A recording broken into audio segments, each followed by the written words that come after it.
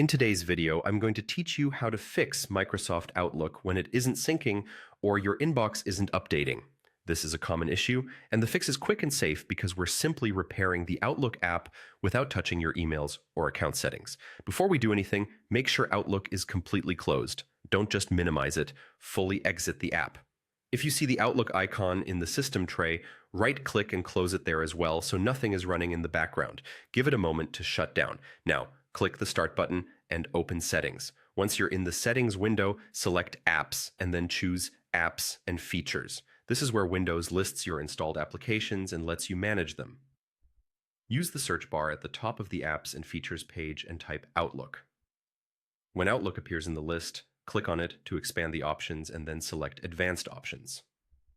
This takes you to a page with maintenance tools that are designed to fix problems without removing your data.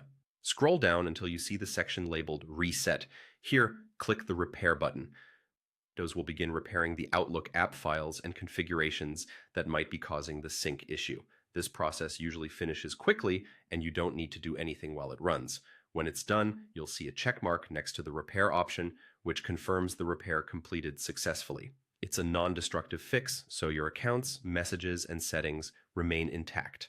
Once the repair is complete, close the Settings window.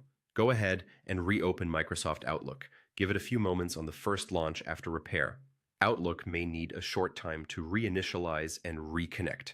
You should see your inbox start to update and new messages arrive as expected. If your inbox is large, a brief delay during the first sync is normal. That's all there is to it. Repairing the app is often the fastest way to clear up minor glitches that stop Outlook from syncing.